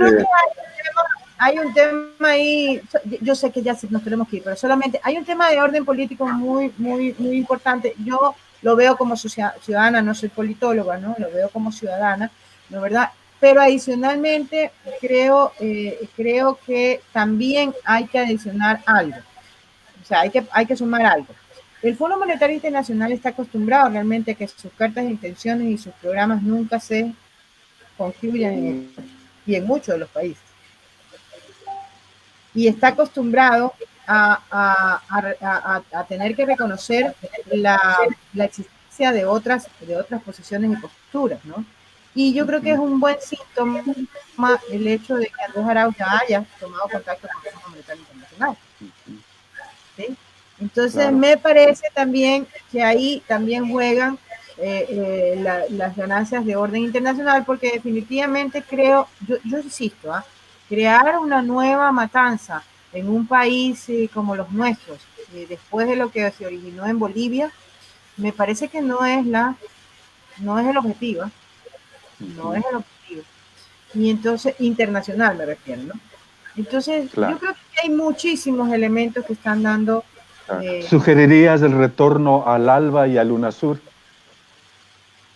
Yo creo que definitivamente está demostrado que nosotros necesitamos una consolidación regional y una consolidación regional desde otra visión. Yo estoy convencida porque inclusive, por ejemplo, a mí me tocó enfrentar UNASUR, representar a UNASUR, por ejemplo, cuando fue el terremoto de Haití. Es decir, la forma y el comportamiento que se tiene frente a eventos naturales o frente a este tipo de ocasiones como las pandemias y demás, además de la intencionalidad y la construcción que se tiene en otros aspectos que son permanentes, me parece que definitivamente es necesario. Yo creo muchísimo en la voz regional, porque tú decías, ¿no? El Ecuador, bueno, ¿qué puede hacer, no, verdad? Yo lo pongo de otra perspectiva. Yo siempre he dicho que el Ecuador surfea las olas que mueven en otro lado, ¿sí? Entonces, de alguna manera me parece que lo que tenemos que entender es que hoy por hoy, la pelea no la vamos a ganar solitos, ¿sí? Aquí estamos hablando de un choque y de un enfrentamiento de orden mundial y necesitamos ser parte de una voz fuerte. Necesitamos la unión de nuestra región y para poder hacer llegar la voz. Y evidentemente en la región necesitamos cambiar también la forma en que nos unimos, porque no podemos continuar con los hermanos mayores y los hermanos menores. Aquí hemos demostrado que todos somos importantes y aquí hemos demostrado que los aportes y los apoyos y las soluciones que se han dado han sido muy importantes independientemente del tamaño, ¿sí? Entonces ya tenemos que cambiar también esa visión y ese esquema de organización como región y creo que hay posibilidades. Alguna vez un periodista mexicano me preguntó y me dijo, bueno, ¿qué piensas de López cuando recién ascendió López Obrador y todo lo demás? Y yo le decía, mira, más allá de lo que pienso, porque todavía está muy fresco, está recientemente subido y toda la cuestión, aunque evidentemente su proyección es indudable, ¿no? ¿Verdad? Es indudable. Yo le decía, pienso en que llegó tarde, un poquito tarde. ¿Tú te imaginas lo que hubiera sido en el momento? Lula, Correa, Cristina. Todos estuvieron unidos. Sumar México. ¿Sí? Así es. Entonces, yo creo que hay que estructurarlo desde esa perspectiva, ¿no? Independientemente del organismo, independientemente de cómo se llame, ¿no? Hay que tener claro, hoy en día no podemos trabajar solos. En el mundo hay que trabajar unidos. Nuestra fortaleza está en nuestra región y tenemos que avanzar hacia eso. Y hay que recuperar a partir de la institucionalidad que tenemos. La patria grande, entonces. La patria grande. Bueno, María Elsa Viteri, qué increíble, para nosotros un grato, ¿no?, haberla tenido. Inicialmente estaba por 1 hora, 1 hora y media, pero gracias a su buena voluntad y porque ha sido interesante esta charla, ha sido como asistir a clases de economía. Sí. Así es que le agradezco infinitamente. Y le cuento que si no me dicen y no me cortan, tengo en menos de 15 minutos un encuentro con otro, un compromiso y un encuentro con otro compañero, con el bueno, compañero. Esa es una virtud femenina, ¿qué le vamos a hacer? Walter Gómez. Así que ahora sí voy a tener que despedirme inmediatamente porque seguramente... No, pero antes de que se despida, déjenos con su música. quiero dejar a todos los que han estado conectados ahora, que para muchos fue una sorpresa, esa calidad de interpretación, sin dar nada como regalo ni echarle flores, la gente que lo va a ver ahora, porque quiero despedir con música. Quédese un poquito para su canción. Guillermo, y luego dame un par de palabritas nomás, por favor. Adelante. María Elsa Viteri, un gusto enorme en todo, en el arte, la sensibilidad, la proyección, la generosidad, exacto. Pero como no hay nada completo en la vida, estoy viendo ahí unos horribles colores amarillos, eso, no habría la posibilidad de mejorar el paisaje. Blanco, todo blanco, por favor. Es que inevitable, lamentablemente, para el que no entiende realmente el color amarillo, recuerde usted que, por ejemplo, el cielo solamente es azul cuando el sol brilla, ¿no? Lo contrario se vuelve negro, ¿no? Pero en su mayoría. Pero el sol originalmente es blanco, ¿ah? El sol original es blanco. Le voy a hacer un regalo mejor. No, Ponte gracias. camiseta No. así Suficiente. por dentro, un corazón que late al son del grande y pequeño Guayaquil. Hoy hay fiesta en el Monumental. Porque juega Barcelona. ¡LI! Bueno, vamos a ponerle. Quiero compartir esto con ustedes, por favor. Déjeme decirle algo. El día en que la liga jugaba el campeonato, yo fui y apoyé. Es algo que soy el Ecuador. Damas y caballeros, amigos y amigas, por primera vez en la historia de Yabasta, tengo el honor y el agrado de presentarles a una artista que brilla por sí sola. Como brilla el amarillo sol, así brilla esta noche ella de blanco. Y toda la emoción que nos causará gracias a esta interpretación con la Sinfónica de Guayaquil. Con ustedes, María Elsa Viteri. Adelante, sonido.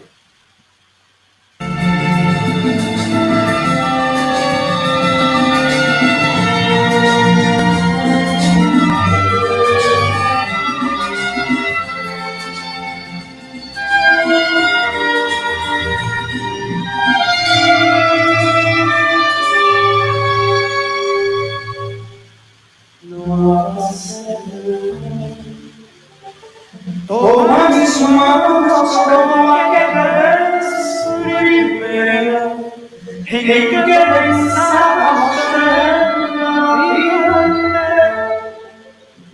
Todo el mundo en universo era nuestro.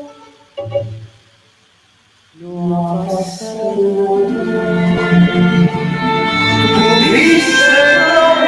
mi pasado no es nuestro, no permitamos que este momento que es nuestro, solo nuestra vida mía, no ha pasado nada, aún sigue siendo de mi tiempo bella historia.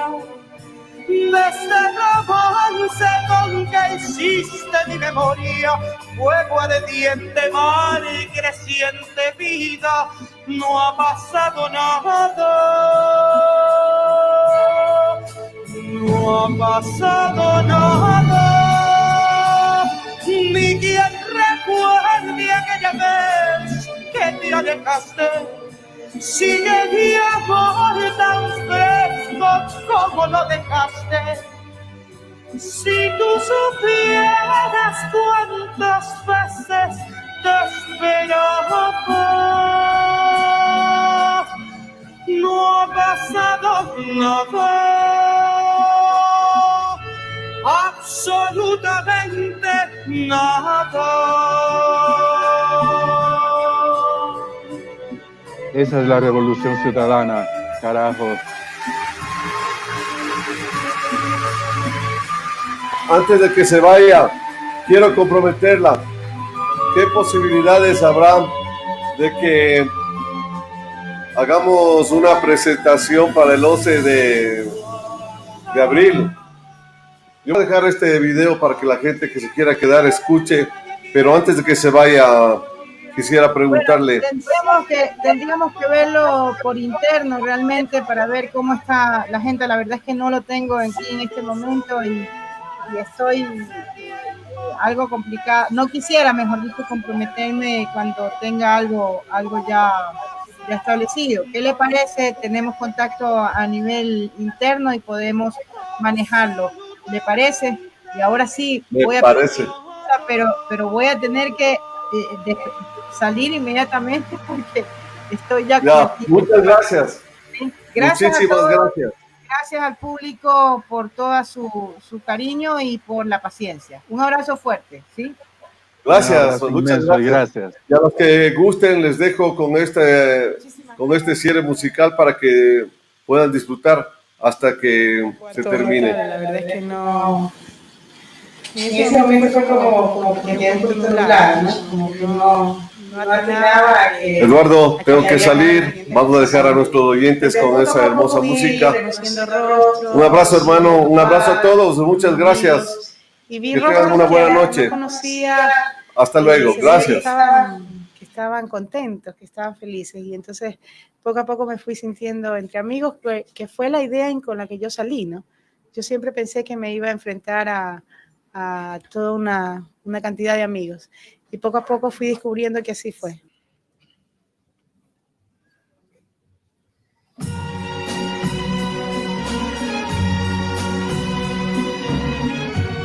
Tantas veces me mataron, tantas veces me morí, sin embargo estoy aquí resucitando. Gracias doy a la desgracia y a la mano con puñal, porque me mató tan mal. Y seguí cantando,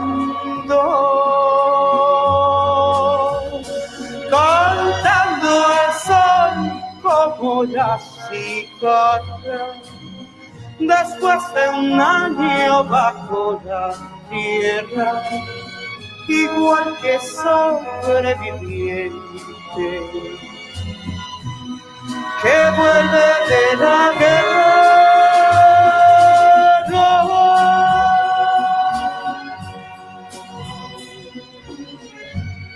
Tantas veces me borraron, tantas desaparecí, a mi propia tierra fui sola y llorando. Hice un nudo del pañuelo, pero me olvidé después que no era la única vez. Y seguí cantando, cantando al sol como la cigarra, después de un año bajo la tierra, igual que sobreviviente que vuelve de la guerra.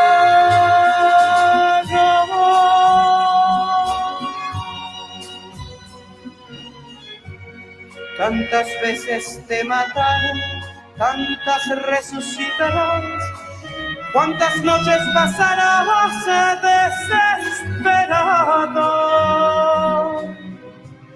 Y a la hora del naufragio alguien te rescatará de la oscuridad para ir cantando.